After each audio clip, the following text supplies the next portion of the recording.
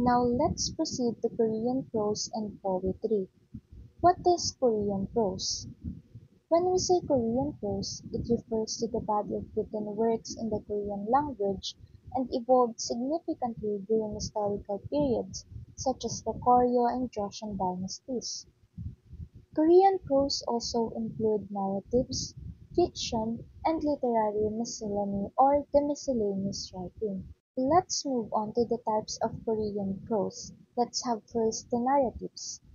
Narrative type of Korean prose includes myths, legends, and folktales found in the written records. The principal sources of these narratives are the two great historical records compiled during the Koryo dynasty. First one is the Samguk Sagi, a historical record of the Three Kingdoms text written by Jim Busit, which is considered the first history of Korea. This text covers the history of Silla, Baekje, Goguryeo, and the Three Kingdoms which dominated the Korean peninsula between the 1st century BCE and 7th century CE. The main reason of its compilation was the long-held Asian belief that history may serve as a guide for the present and provide insightful lessons on moral behavior and effective governance. The second one is Samguk Hisa, memorabilia of the Three Kingdoms, and a 13th century CE text which covers the history and legends of Korea's founding right up to the 10th century CE. In a way, it is a continuation of the previous Samguk Sagi. The Buddhist scholar monk Arion was primarily responsible for compiling the Samguk Hisa, which is still a vital historical resource and part of Korean literature today. While in narrative Korean prose, the most important myths are those concerning the sun and the moon, the founding of Korea by Pangon, and the lives of the ancient kings. Place, individual names, and natural events are all mentioned in the legends.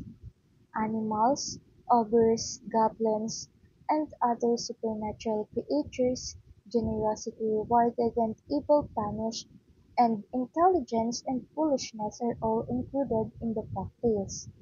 The biographies of Buddhist saints, the history of monasteries, stupas and bells, stories of Buddhas and Bodhisattvas performing miracles, and other stories with a lot of shamanic and Buddhist aspects are all included in the Samguk-Yusa since its compiler was a Zen master. Most of this fiction was based on the narratives mentioned above, the author adding incidents and characters to the original story. The stories are generally didactic, emphasizing correct moral conduct, and almost always have happy endings. Next is the miscellaneous writing.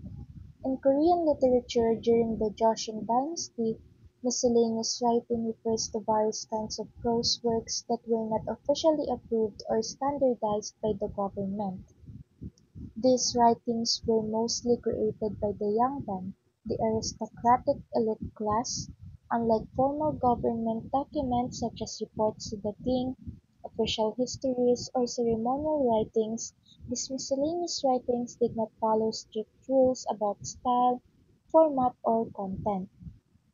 Instead, they served as a personal and creative outlet for the writers, allowing them to express thoughts, feelings, and ideas freely. Now let's move on to Korean poetry. Korean poetry originally was meant to be sung, and its forms and styles reflect its melodic origins. The basis of its prosody is a line of alternating groups of three or four syllables, probably the most natural rhythm. There are four major traditional poetic forms: the Hyangga, Hyogok or Changga, Sijil, and Kasa. Let's have first the oldest poetic form Yangga. These are poems transcribed in the Yangkal system, dating from the middle period of unified Silla dynasty to the early period of Koryo dynasty. The poems were written in 4, 8, or 10 lines. The 10-line form, comprising two 4-line stanzas and a concluding 2-line stanza, was the most popular. The poets were either Buddhist monks or members of the Warang-do, a school in which chivalrous youth were trained in civil and military virtues of preparation for state service. 17 of the 25 extant Yanga are Buddhist in inspiration and content. Now, let's proceed to Pyeongok, a Korean poetic form that flourished during the Koryo period of Bach origin. The Pyeongok was sung chiefly by women performers and was intended for performance in festive occasions. The theme of most of these anonymous poems is love, and its joys and torments are expressed in frank and powerful language. The Pyeongkok is characterized by the presence of a refrain either in middle or at the end of each stanza. The refrain not only establishes a mood or tone that carries the melody and spirit of the poem, but also serves to link the discrete parts and contents of the poem. The Pyeongkok entitled "Tongdong" and "Isanggok" are among the most moving love lyrics in the Korean language. Next is Siju.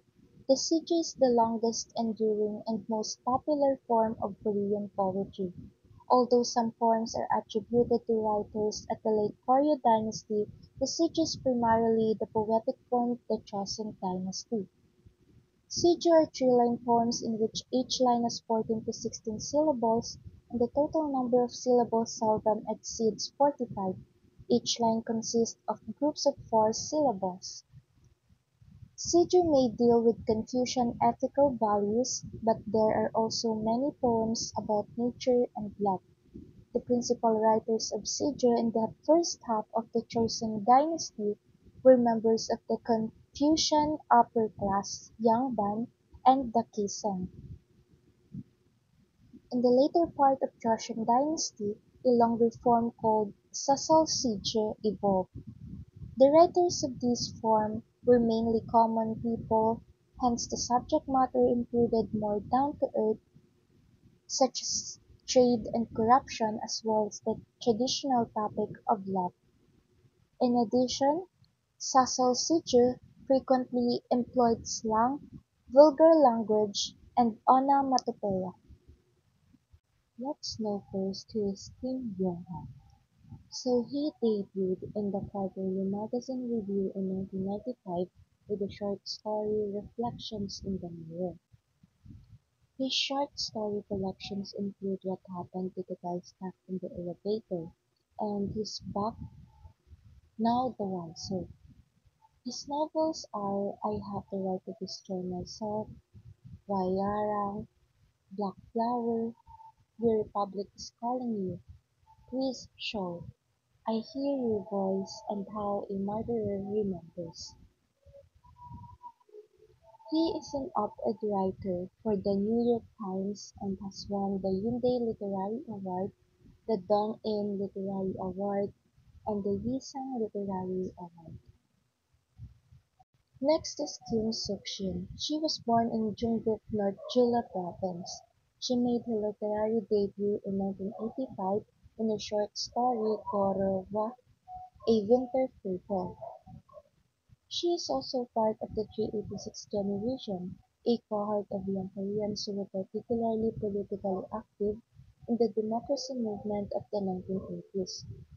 Despite her political involvement, however, her works look inwards at her characters' psychological wants and difficulty in reconciling themselves to their present and future.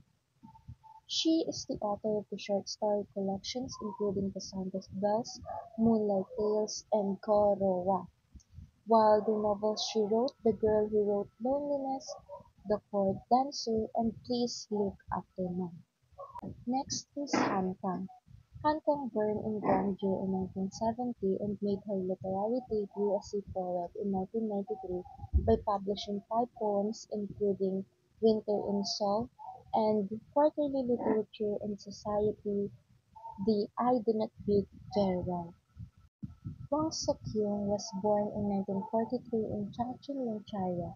He spent his early childhood in Pyongyang until the outbreak of the Korean War when his family fled to the south. He made his literary debut in 1962 with the publication of the short story "Ipsuk Bulgen" or "Near the Marking Stone" in the journal "Sasangye". Throughout the 1970s, Wang Sokyun published a continuous stream of works that became well-known such as "Getje", "Sunnim Ortegas", "At Dusk", and "Getji". Lastly, we have Kim Manjung. He belonged to the Kim clan of Gongsan and went by the pseudonyms Jungsuk and Suk. He was the great-grandson of the godfather of mid-Joseon dynasty Neo-Confucian studies, Kim Jong-se, and the son to Kim Il-kyung who was martyrized during the Shin invasion of Joseon. Kim Manjung's niece and daughter to his older brother Kim Man-ji would become Queen Ingyeon and first wife of King Seokjung.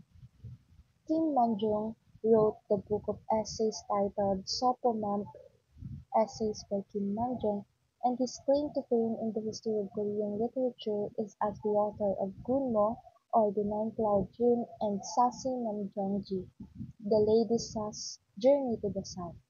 His work included a book of poems titled "Sopojib", Poems by Kim Man-jung, a book of essays titled "Sopomanpil", and two novels, "Gunmo" and "Sasi Namjeongji". Sopomanpil is organized into two sections spanning a single book, and these novels, "Gunmo" and "Sasi Namjeongji", have been preserved in various forms including copies in Hangul and Classical Chinese as well as copies that have been produced via woodblock printing, hand copying, and traditional printing. Whereas Sopomanpil is an important document providing insight into the author's view on literature, his two novels hold their own merit as important works in the history of Korean classics.